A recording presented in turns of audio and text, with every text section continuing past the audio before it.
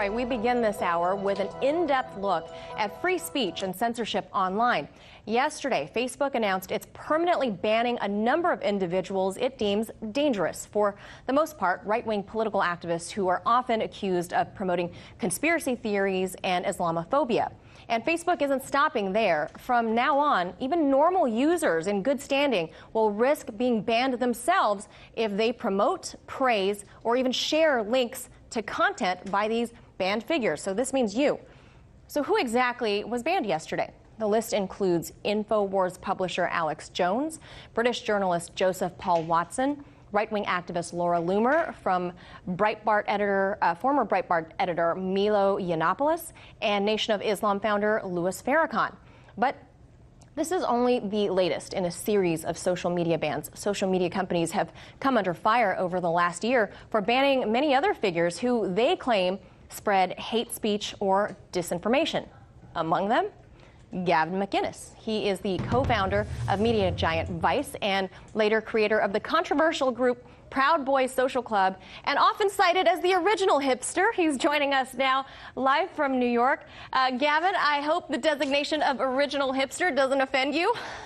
Welcome. No, I like it. I don't like the acronym because it goes O. I like OG better acronym-wise, but yeah, I founded hipsters. I founded the Proud Boys, and part of the ban today, by the way, Alex Jones, they say he was banned because he hosted me on his show. Yes. And Laura Loomer, they said she was banned because she praised me somehow. So simply praising people they deem as evil is enough to get you banned. Yeah, we will certainly cover all that. We've got to wait for all the video clips to show up. So sit tight. Hold on there. Since this news first broke yesterday, though, Facebook has offered some explanations for why particular accounts were banned. And there was one thing in common, like you said, that's you. Here's what Facebook told The Verge as part of the reasoning for the bans. Jones appeared in videos with Proud Boys founder Gavin McInnes. Yiannopoulos publicly praised McInnes. Loomer appeared with McInnes in December. Gavin, I guess my question to you is, are you seriously that dangerous, besides your mad styles? Yes. I'm an evil threat. I'm a looming threat. I'm like a supervillain in an Avengers movie. I sort of float through the cosmos, and you go to get me, and then I just, like an amorphous gas, I go to another part of the room. What they're really doing here is they make you into a supervillain, a fake person, and you go, wait, that's not me, and then they cut you off so you can't defend yourself. You know, you see protesters do this at rallies. They have these air horns, and you go to debate them, and they go, hey, in your face, because they can't win. So Gavin, let me just read something to you from a New York Times report just 2 weeks ago. I want your reaction to this. Quote, Hamas enjoys a widespread presence on Facebook, YouTube, and Twitter. Many of its leaders have personal social media accounts. The Hamas television station, Al-Aqsa, also has a Twitter feed and Facebook page. So, does that mean, in Facebook's eyes, Alex Jones and Milo are more dangerous and more anti-Semitic than Hamas? Yeah, well, ostensibly, yes. But what's really going on here is this has nothing to do with hate speech. This has nothing to do with the far right. Milo, Alex, all these people, me, Laura, we're just normal conservatives. In fact, even conservatives is inaccurate. We're just not liberals. We don't toe the liberal line and we like Trump. That's what this is about. This is about liking Trump. Even the association thing. So these guys are banned for associating with me. Farrakhan is a villain, right? He's one of the bad guys. What about Barack Obama associating with him? Stevie Wonder being on his album, Snoop Dogg appearing on Farrakhan's album. Those guys aren't banned because this has nothing to do with hate or associating with hate. This has to do with making sure Trump doesn't win in 2020. It's all propaganda.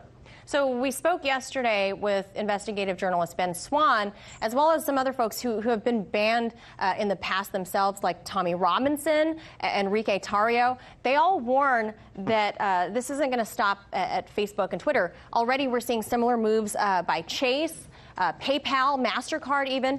what's next? Is your cell phone provider next, or you're not going to get an apartment? You're not going to get approved for an apartment next? Isn't this kind of a slippery slope when social media and other activists within these big companies can start dictating who can have and do what?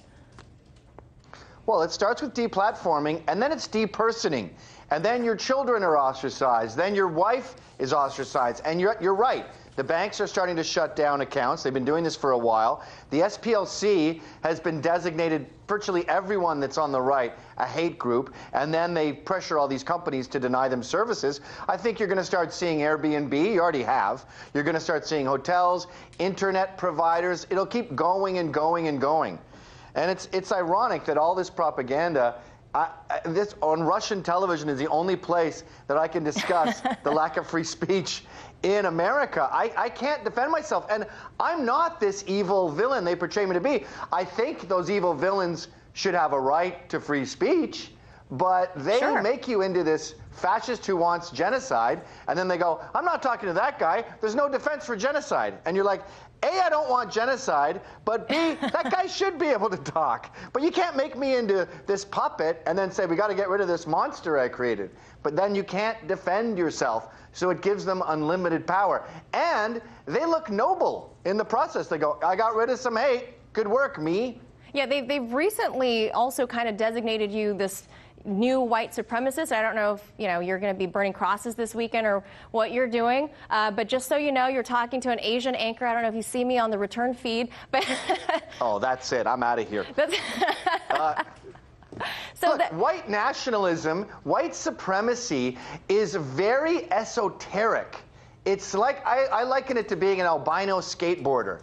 They exist, but over the course of your lifetime, people who only want to be with white people and think everyone else should get lost, that's like, you'll probably meet like 3 or 4 in your entire lifetime. Yet it dominates 50% of the media, and it's used to justify all of this censorship. It's a lie. It's a myth. They've made this fake villain, and they're using it to control other people's freedoms. Yeah, and going back to Alex Jones, at the end of the day, much of what InfoWars publishes might, be a lot of clickbait conspiracy theories, but there are plenty of sites like that. What about all the mainstream media outlets that have consistently pushed reports on this Russiagate narrative that's later been debunked? Shouldn't they be getting the equal response from all these social media companies? By nature, the right is much less adventurous when it comes to the truth. That's what conservatism means. You're more uptight about fact-checking. The mainstream media has pushed the Brett Kavanaugh serial rapist lie. They pushed the Covington high school kids. Yes, the Russia conspiracy thing. They pushed the Trump won't win lie about how it's going to be a landslide. The mainstream left-wing media has done way more fake news than us. But we are being censored not just with social media, but all over with this new, what's it called, the pointer list, trying to get Breitbart shut down and all these other sites blacklisted. And all they're doing is making us more powerful. I am presently crushing the Southern Poverty Law Center with my site, defendgavin.com. They've lost their founder, their president, the head of legal. They got Tina Chen in there, and she turns out to be marred by the Jussie Smollett thing. So we can fight back and win. We're better at this than them. They just happen to be holding the cards right now. Yeah, I mean, I don't have any words for what's being done to you as of late. I mean, less than a decade ago, you were revered by everyone, and now you're this evil bad guy, this supervillain. Now, last question for you, Gavin. The biggest headlines from these hate speech bans are always focused on right-wing activists, as you've so poignantly pointed out to us. Usually they are Trump supporters. Why aren't we seeing then a more robust reaction from the president, especially concerning the 2020 elections? It's right around the corner. He hasn't really said much. Yeah, he's been pretty silent. It's like the wall. We're sitting here going, hey, we're waiting. Let's get some action here. I mean, Jack Dorsey did recently meet with him, but maybe he's falling for the trick of the left, where they say these people are white nationalists, they're hate speech. If you defend them, you're defending those evil things.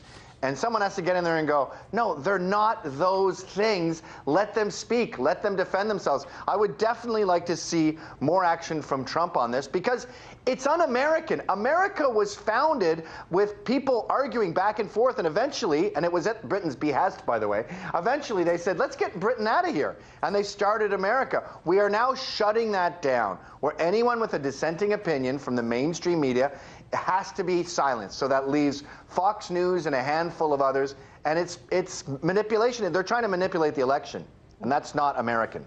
All right. Unfortunately, I got to leave it right there. I could keep going on and talking to you about this. A lot more to discuss. I hope you will be back on for another discussion. Gavin McGinnis, thank you so much for your time today. Thanks for having me. Hey YouTube, thanks for checking out our channel. We hope you enjoyed the video. We have tons of content for you just like this. For more of RT America's one-of-a-kind news and analysis, be sure to subscribe and never stop questioning more.